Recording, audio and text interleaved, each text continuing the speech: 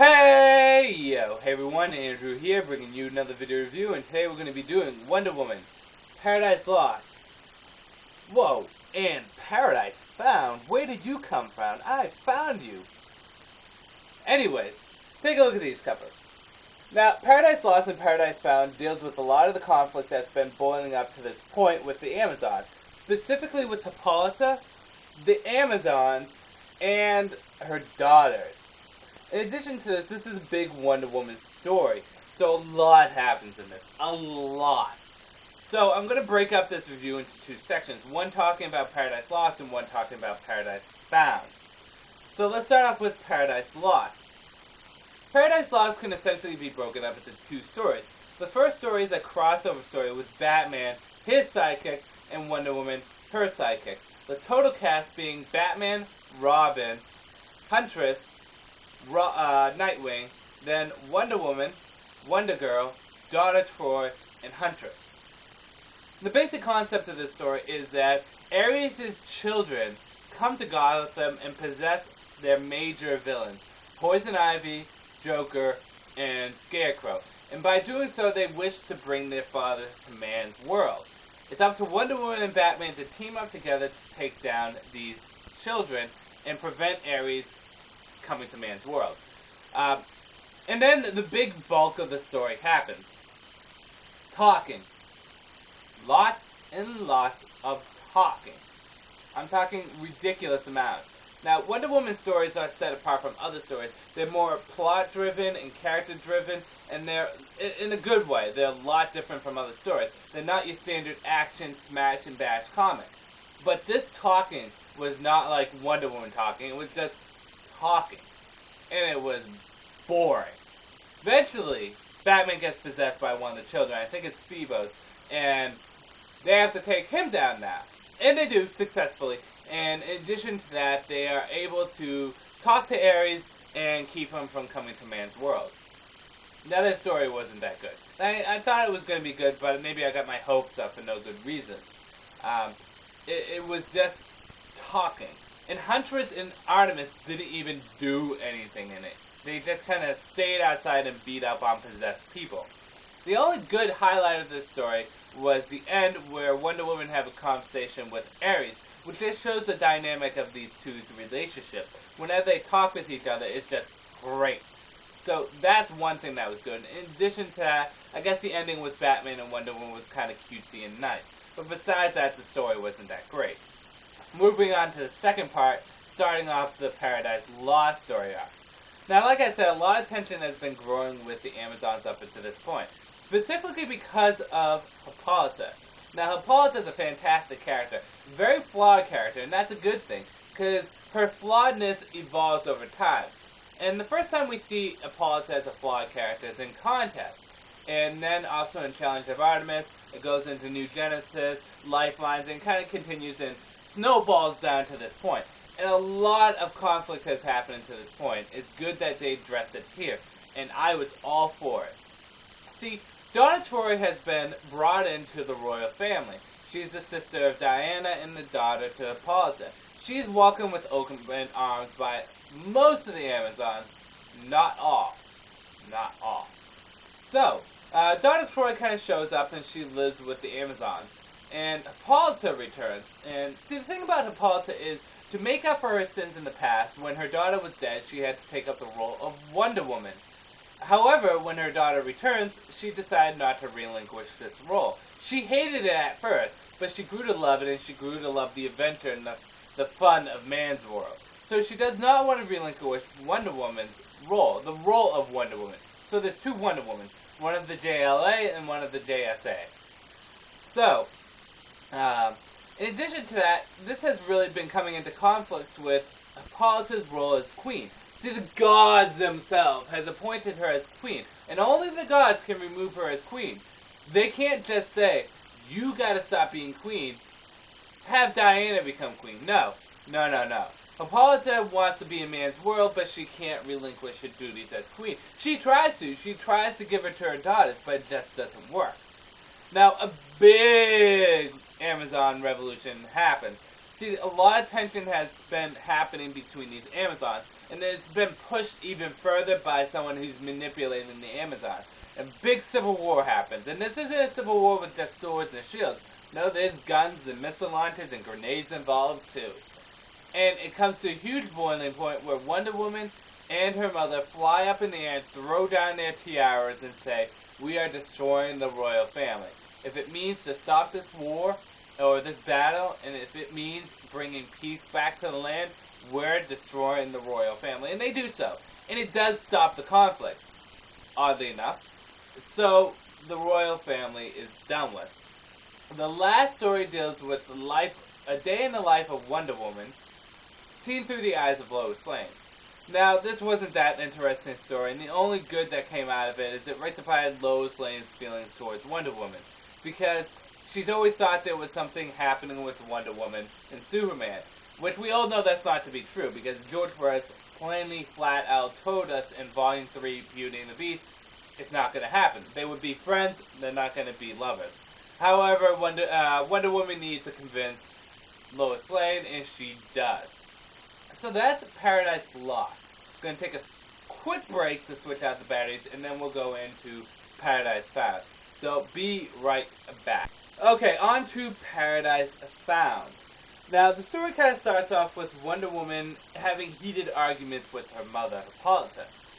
Hippolyta is a very stubborn creature, and she's just not going to listen to her daughter at all. She just basically says, "F you, I'm going to do whatever I want. I'm no longer queen. I can do whatever I like." So, in addition to that, the Silver Swan has shown up, an old Wonder Woman villain. But it's not the Silver Swan we all know and love. No, it's actually Vanessa. Vanessa, if you don't know who she is, read George Perez's Wonder Woman. You'll figure it out. In addition to that, there's a new cheetah, a man cheetah. And both the new cheetah and the new Silver Swan are being led by Sersi, who plays a huge role in this story. Now, kind of put a pause here. We kind of skip into the Imperial X Brainiac 13 story. Now, if you don't know anything about that story and you're just reading it now, you're going to get a little bit lost, but just go with it. I mean, they kind of jump from one story into another story. And in this story, they're fighting in space against Imperial X and Brainiac 13.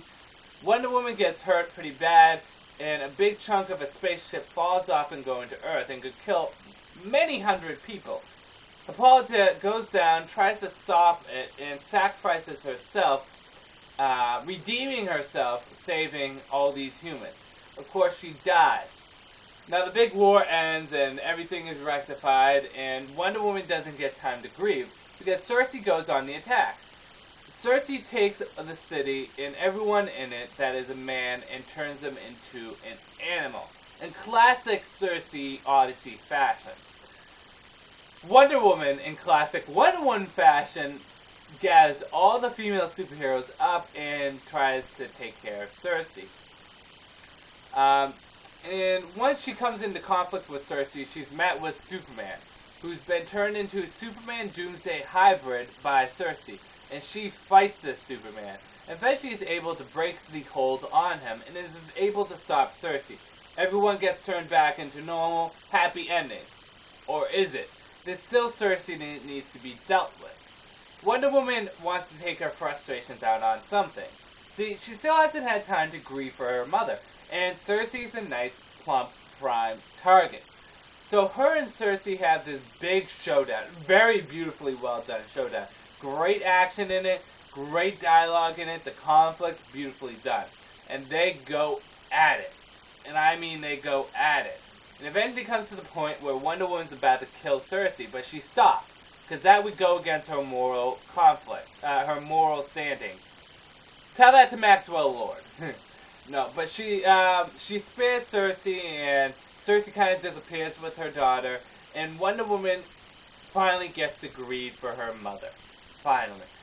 But things aren't over there. No, we still have the problem with the Amazons. See, the Amazons are kind of in like a big mess. They don't have a royal family, they have no structure, they were fighting amongst each other. So the gods intervened and they created a new Themyscira, a new Paradise Island. And this is like Paradise Island from Star Trek. It has like all these advanced machinery and different kind of technologies in it, and it's just like, whoa. Themyscira is more advanced than most technologies on Earth. So anyways, Wonder Woman is given her tiara back and said, "You're not part of the royal family, but we would love you to be our ambassador." And Wonder Woman takes this with open arms. And this is kind of good because it takes Wonder Woman comics in one direction that has been going, and it's been a very nice direction, and takes her into a new direction. See, not being part of the royal family but still being an ambassador gives her a lot more freedom in the comics. So it kind of takes her into a new direction. So Themyscira is now run by a council of Amazons, and everything seems to be good, except for Hippolyta being dead, but stuff happens. So, on to the good, the bad, and whether or not you should get this. Good. Conflict between the Amazons, Hippolyta, everyone has been boiling up to this point. In previous stuff like Contest, Challenge of Artemis, New Genesis, Lifelines, all this stuff, things have been boiling up, and specifically with Hippolyta and her subject. And how it was dealt in this was very nice. In classic Wonder Woman fashion, where it's not just about action and adventure, it's about making a statement and dealing with a story. And they did it very nicely in this. And Hippolyta was portrayed very well in this. Hippolyta's a very flawed character, but you love her for it because she's human. I mean, if you think about it, is she really so bad to not want to be queen anymore? She just wants to live her life and be in man's world. How she's dealing with it is wrong, but what she wants, it's human. So Hippolyta is dealt with very nicely here. Now, despite the fact that Wonder Woman comics aren't always action, there's a lot of action in this, and some of the fights are beautiful. The conflict between Cersei and Wonder Woman, very nicely done, very nicely, very emotional. And eventually the rectification with the Amazons is satisfying, and it kind of opens Wonder Woman to a new direction, which I'll be dealing with in the other Wonder Woman stories. Bad. The only two bad things I could think about is, one is the Batman crossover story really just sucks monkey balls. It was horrible. It was not good at all. There were only a few rewarding qualities from that. In addition to that, the whole entire Imperialax Brainiac 13 fight comes out of nowhere, so if you're not familiar with the story, you get lost. But besides that, Paradise Lost and Paradise Found are some of my favorite Wonder Woman stories. It just deals with what is Wonder Woman so well. Again, like I said, what is Wonder Woman? It deals with it so well.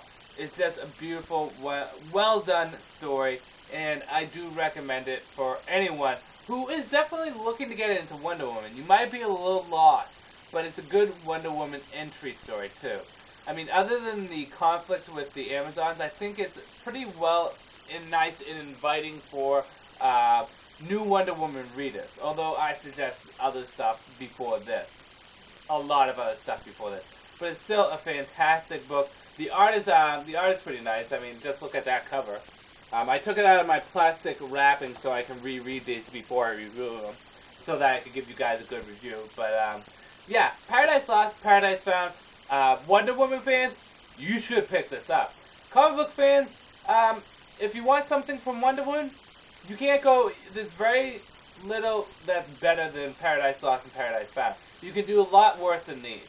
So, great stories. I recommend picking them up. With that said, this is Andrew saying, peace out for now.